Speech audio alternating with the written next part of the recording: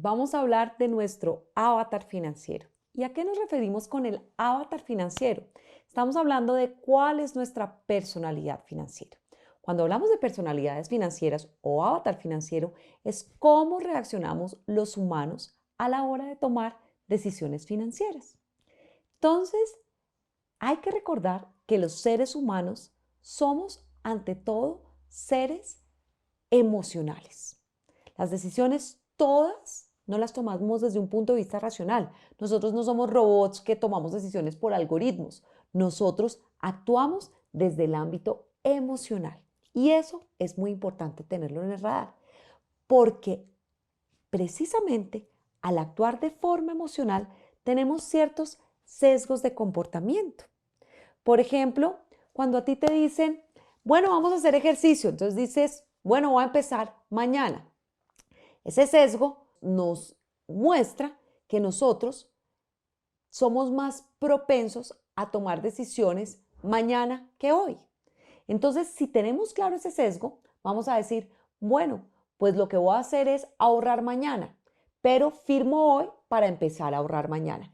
Y eso es un tema absolutamente clave, entender esos sesgos, porque esos sesgos nos dan la brecha de cómo estamos actuando frente a cómo deberíamos actuar. Y en ese sentido, para entender qué tipo de personalidad financiera y qué tipo de sesgo tengo, pues vale la pena empezar a entender cómo actuamos nosotros cuando vamos a consumir. Y cuando vamos a consumir hay diferentes tipos de consumidores. Y aquí, por ejemplo, hay unos consumidores con los que ustedes se van a identificar más o con los que posiblemente no se van a identificar.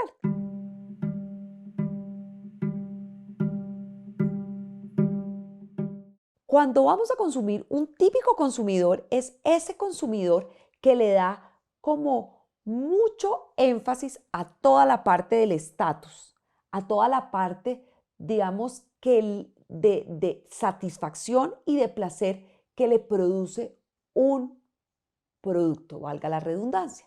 Entonces, por ejemplo, este tipo de consumidor que se denomina el spender es un consumidor mucho más enfocado hacia la calidad que hacia el precio, hacia el estatus que hacia el precio. A este no le importa que esté en promoción, a este no le importa que valga muchísimo. Lo importante es que cumpla con las características que él ha buscado. Entonces, normalmente a este tipo de consumidor le gustan los carros de marca, los computadores muy técnicos, la ropa que sea de cierto nivel técnico, con ciertas características, rompevientos para la temperatura, son muy enfocados en esa calidad del producto. Pero así como son enfocados en ese tipo de bienes y servicios, en el estatus que le produce el bien, a la hora de ahorrar e invertir, también son muy confiados, pueden tener sobreconfianza. Les gustan los productos innovadores, no les importa que el producto tenga alta volatilidad, que tenga riesgo, y en ese sentido son inversionistas que pueden tener un sesgo de sobreconsumo, de sobreconfianza, perdón, pero están dispuestos a tomar riesgos. Entonces, si yo entiendo que hay veces yo me comporto como un spender a la hora de comprar, también tengo que entender que a la hora de invertir puedo tener ciertos sesgos que debería yo racionalizar para no cometer errores.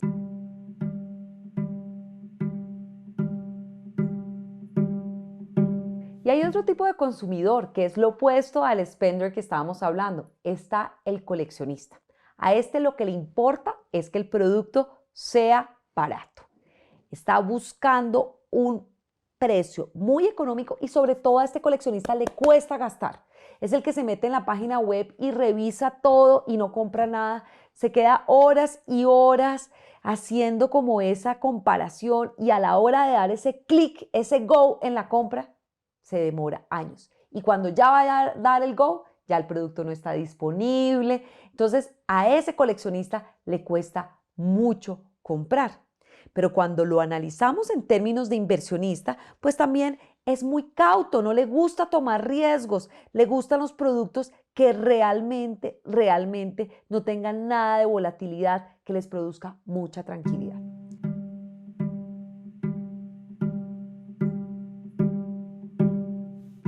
Hay otro tipo de consumidor, que es el que denominamos el miope.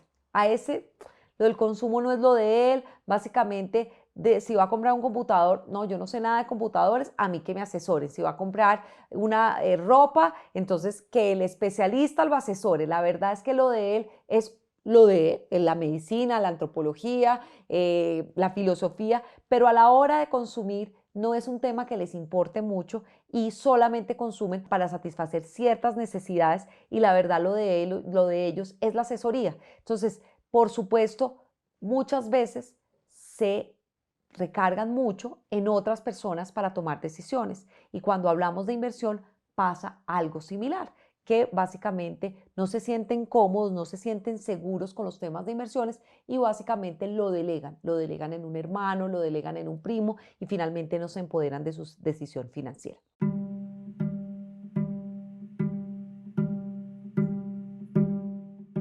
Y también en el ámbito del consumo está el que denominamos el calculador, ese amigo que todos queremos tener porque es el que se conoce los puntos, las millas, las promociones, ese que básicamente sabe dónde está el mejor producto al mejor precio y que tiene toda la información en la cabeza.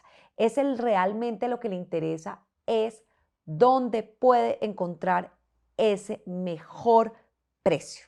Y obviamente a la hora de invertir es muy similar. Se preocupa mucho por esa comisión, por la relación riesgo-retorno, qué organización financiera le ofrece el mejor producto con la menor comisión y por supuesto ese es un inversionista que tiene que buscar productos que tengan una muy buena relación, un muy buen balance entre el riesgo y el retorno.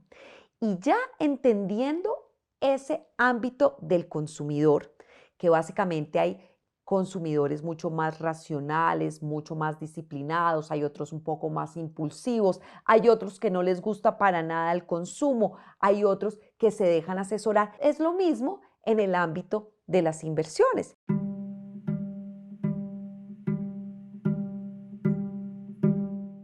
Y también hay personalidades de inversionistas. Lo importante es que hay unas veces en que yo me identifico más con una personalidad que con otra, dependiendo de la decisión que vaya a tomar.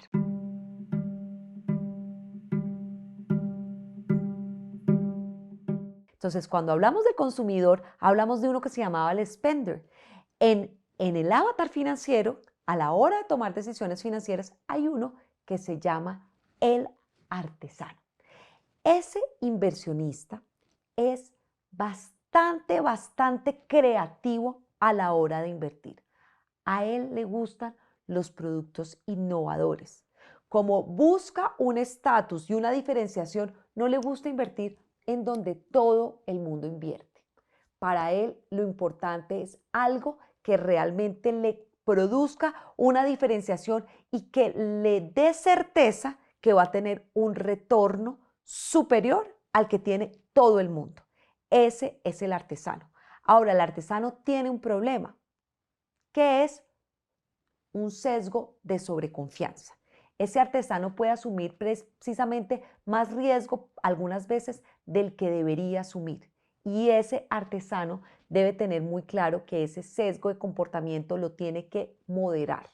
¿Por qué? Porque es una oportunidad de mejora para no cometer errores y para no invertir en los momentos que el producto está más caro o invertir en productos muy riesgosos que no están en línea con sus objetivos de inversión.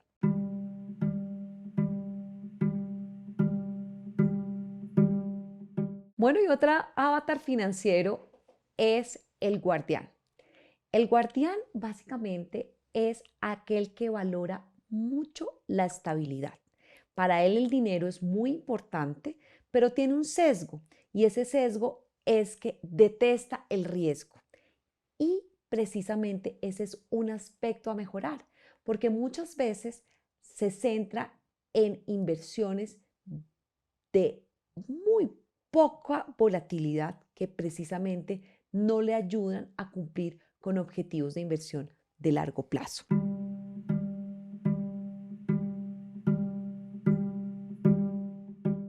Y otro tipo de inversionista es el idealista, que se asemeja como al miope que hablábamos en el consumo.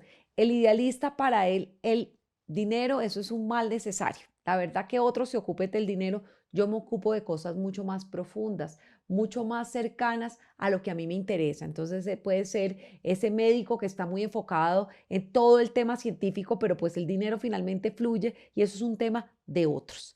Ese idealista tiene una fortaleza financiera y es que finalmente, al no estar todo el tiempo encima de sus inversiones y mirando a ver cuánto rentó, pues deja que el dinero trabaje solo y crezca solo, pero también empodera mucho el tema del dinero en otras personas. Entonces, finalmente, pues no se apersona de ese tema que realmente es propio y ahí es una oportunidad de mejora. Entonces, ese idealista, pues finalmente tiende a ser un poco más desordenado, mezcla los ahorros de la casa con los ahorros de la pensión, con los ahorros de la educación. Entonces, ese tiene una fortaleza y es pues que finalmente el dinero trabaja solo, pero también tendría una oportunidad de mejora que es esa mayor organización, ese mayor empoderamiento de sus finanzas personales.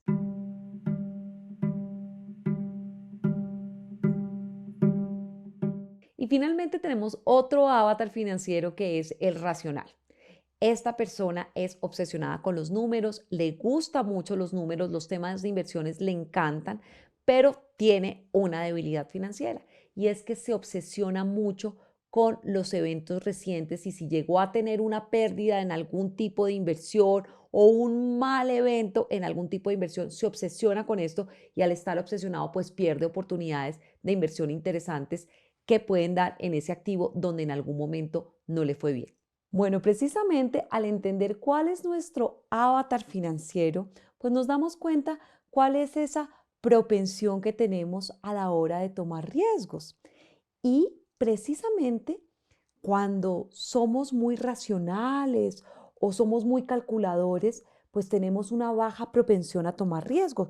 Y hay veces cuando somos muy creativos, muy artesanos, muy tipo spender, somos muy propensos a tomar riesgos. Y si entendemos cuáles son nuestros sesgos en términos de avatar financiero, en términos de personalidad, sabremos qué oportunidades de mejora tenemos, pero también qué cualidades debemos aprovechar para poder tener un mejor presente y futuro financiero.